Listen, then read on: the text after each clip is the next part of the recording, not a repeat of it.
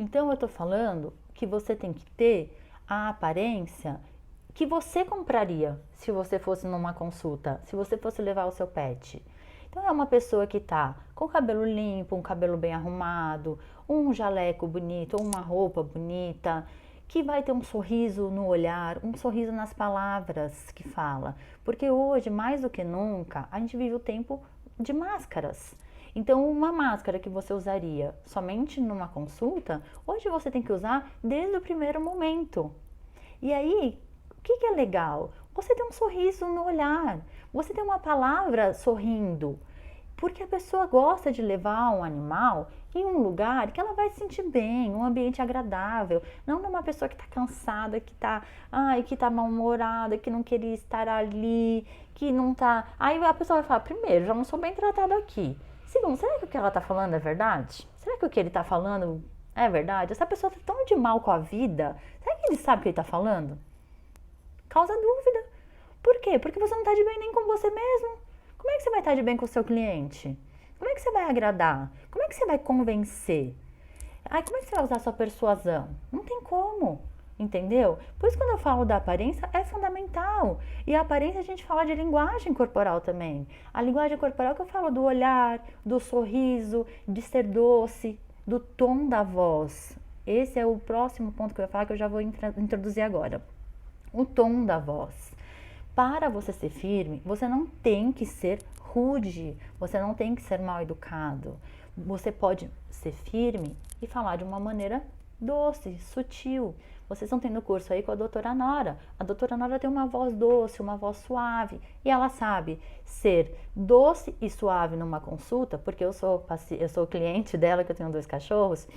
Ela sabe ser doce e suave numa consulta, como ela sabe ser muito firme também numa consulta. Então, o tom de voz faz toda a diferença. Às vezes você tem que ter um tom de voz mais impositivo. Não é ser mal educado, não é você ser grosso, mas você ser impositivo. Porque às vezes o cliente não tem a certeza do que você está falando. E às vezes é pelo próprio tom de voz. A hora que você altera o seu tom de voz, a sua postura corporal, você passa uma outra mensagem. Então, essa história de, eu vou colocar o meu ombro para trás, eu vou impor minha voz, e impor a voz não é gritar, impor a voz é ser firme, é ter firmeza naquilo que você está falando, é firmeza no tratamento que você está vendendo, é dizer assim, esse é o tratamento, você vai ter que fazer, porque se você não fizer, você vai ter consequência. E aí, em geral, a consequência vem do quê? Da coerção.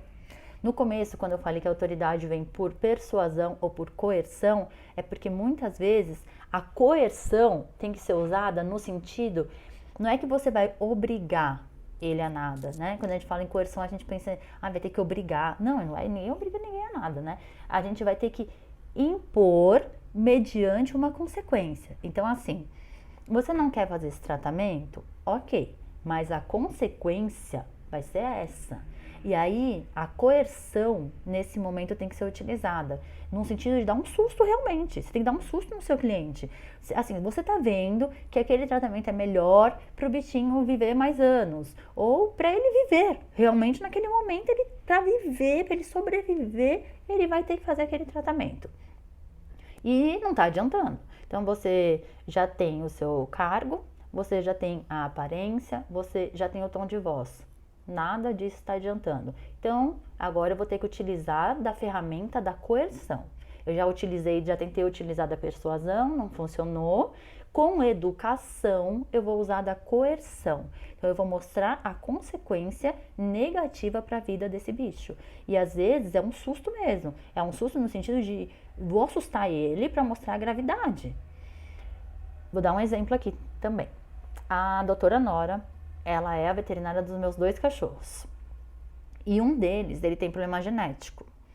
Ele tem algumas alterações, tem um olho azul, um preto, não tem todos os dentes, tem um rim só. E ele é um cachorro muito calmo. Meu sonho era que ele, quando fosse mais velho, cruzasse e tivesse alguns filhotinhos calminhos iguais a ele, para eu não ter trabalho. Porque ele é um cachorro que não me dá trabalho. E aí a doutora Nora tentou, pela persuasão, eu já tinha reconhecido a autoridade dela e tal, e mesmo assim eu insistia, não, porque ele tem que cruzar, porque eu não quero castrar. Eu já tinha castrado o primeiro, Eu já tinha castrado. Que ela falou, não, já tem que castrar. Como ele era muito agitado, eu já castrei. Esse que era calmo, eu não queria castrar. Eu falei, não vou castrar, não vou. E aí o dia que ela teve que usar a coerção comigo, então ela falou, Sabrina, é o seguinte, ele tem um olho azul e um preto, né, como eu falei. Se ele cruzar e ele tiver uma ninhada de 8 filhotes e clarear um tom do olho azul dele, eles nascem cegos. Você vai conseguir cuidar de 8 cachorros cegos? Você vai querer ter essa responsabilidade? Se a genética dele for mais forte do que a da fêmea que ele cruzar, talvez eles nasçam sem rim. Então já vai nascer e já vai morrer. E aí, a hora que eu vi tudo isso, foi um susto. Né? Foi um susto, chorei, porque eu queria que o Hulk se procriasse de qualquer jeito e tal. Mas depois eu caí em mim, entendeu? Então, a doutora Nora, ela mudou o tom de voz, ela não foi grossa, ela não foi mal educada, mas ela foi firme e ela usou a coerção. Então, ela teve que me dar um susto mesmo. Então, aí eu caí em mim. Eu falei, poxa vida, peraí. Imagina 8 filhotes cegos, ou se nascem 8 filhotes, todos com algum tipo de problema genético igual o Hulk tem. Quem que quer isso? Ninguém, né? E aí, eu parei, falei, então tá bom, vamos marcar a castração dele. Castrou, hoje ele tá aí, firme, forte, castrado. Entendeu?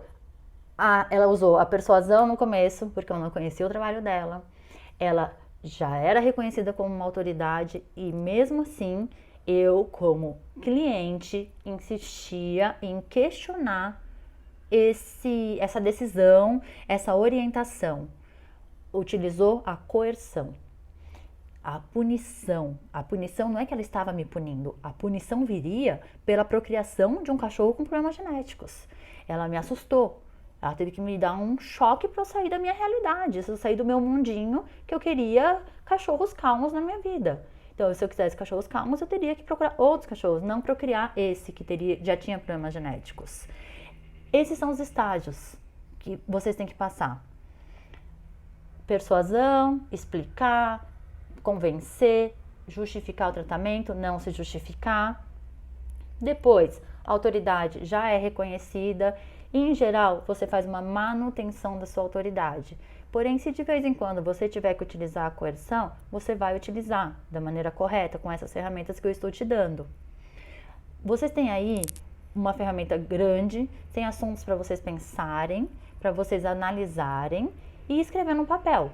O que eu tenho que fazer para ter mais autoridade? Esse é um exercício que vocês têm que fazer. Então, um exercício que eu gosto de passar em relação à autoridade, eu vou passar aqui para vocês, é o seguinte. Imagina que vocês estão dormindo, vem um gênio da lâmpada, só que ao invés de 3 pedidos, ele vai dar um que já está determinado. Você vai acordar, ele vem no seu sonho, é uma maneira lúdica de falar, é uma maneira lúdica, eu gosto de dar uns enfeitinhos assim. Então você vai acordar e você já vai acordar com a autoridade. O que mudaria na sua vida? Escreve isso.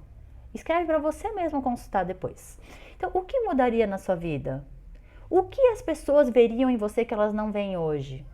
O que você teria já alterado que você não tem alterado ainda hoje? Escreve, e isso tem que ser o guia para você fazer pequenas mudanças. Você vai fazendo pequenas mudanças que vão entrando no seu repertório e quando vocês verem, a autoridade já vai sair naturalmente.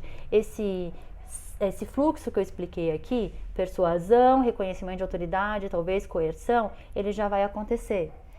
Saiba vender o seu peixe. Você tem a faca e o queijo na mão. Você é um médico veterinário. Você tem o conhecimento. O poder está nas suas mãos daquele tratamento. Acredite nisso. Exerça sua autoridade. Eu confio em vocês.